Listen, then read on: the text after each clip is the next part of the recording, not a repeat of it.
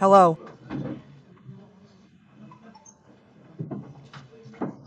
Thank God, we have great joy to be in the house of Rabbi Yaakov Belaretta.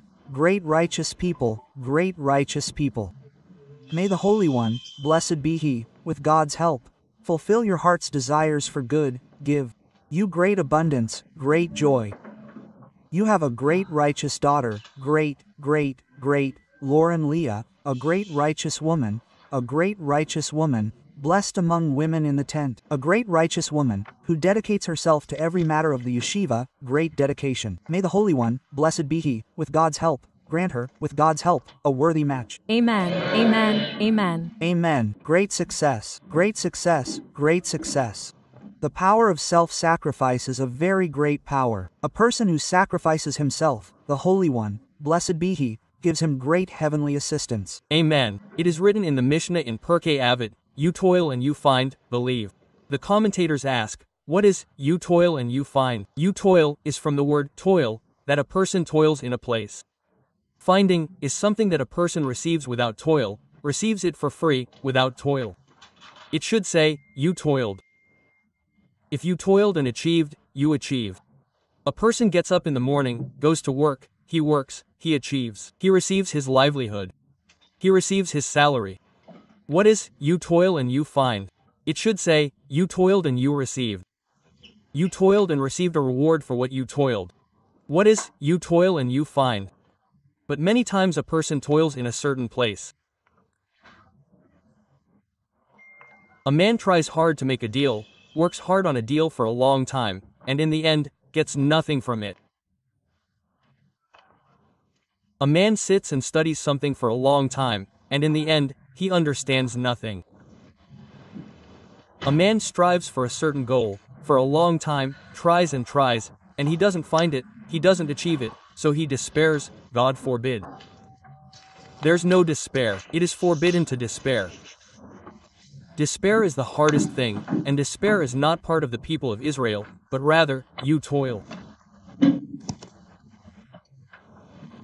You toil in one place, you go and work and try to do business in a certain place, you learn Torah, you do a mitzvah in something, dig in a certain place and find nothing. Suddenly, the toil you toiled here, go somewhere else, go to another business, go to something else in understanding the Torah. It will be like a find for you. It will be easy for you, without toil, without effort. It will be easy for you in comfort and goodness. This foundation is a great foundation in life, that a person needs to know that nothing goes to waste. Nothing goes to waste. Everything a person does, every mitzvah a person does, every good deed a person does, is all a sign.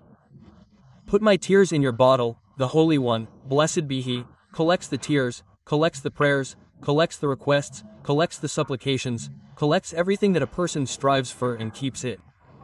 A day will come when you really need those things. A day will come when you really need what you toiled for, what you strived for, what you did, great effort. And then it'll come to you as a gift, without toil, without effort, without any fuss. It'll come to you as a gift. And this principle should be a guiding light for everyone. Because often in life, people strive in certain mitzvah, strive in certain things. The Holy One, blessed be He, preserves all the toil and all the effort that a person makes. Abraham our father prayed for Sodom and Gomorrah. Did those prayers go unanswered? No, the prayers were kept. Moses our teacher pleaded with God intensely. Did those prayers go unanswered? No, those prayers were kept. Every prayer a person prays is kept. Every good deed a person does is kept. When will you receive? You don't know what's good for you. Man sees with his eyes, a person sees with his eyes, the Holy One, blessed be He, sees into the heart. The Holy One, blessed be He, sees the truth, the real truth that's deep, deep inside. This the Holy One, blessed be He, also sees regarding Jacob our father. Jacob our father was with Laban. Why did Jacob our father have to go through all the difficult trials with Laban, who changed his wages and who committed all the deceptions against him, and switched Rachel and Leah on him? Why did he have to go through all these things? Rather, our holy rabbis tell us a great principle. And you shall draw water with joy from the wells of salvation. What is the meaning of, and you shall draw water with joy from the wells of salvation? The Midrash says, this is like a parable. To what is it similar? A great king was traveling in the desert, and as he walked, his donkey wanted water. He had none. So the king's soldiers said, "We'll run to town, get water for the donkey." The king said, "No, dig a deep well here and look for water." They said, "Why run? It'll take 3 hours to get water from town. Why dig? That'll take a whole day." Quote, the king said, "I'm king, I must care for those who pass by. If people pass and need water, they'll have none. So I'll dig a well for my people. I'll stay and dig so I'll have water." Quote, all the trials our forefathers faced, Abraham, Isaac, and Jacob, were wells of water. They dug wells not just for themselves, but for future generations. Abraham endured trials to ease things for future Israelites. Isaac faced trials to ease things for future Israelites. Jacob faced trials to ease things for future Israelites.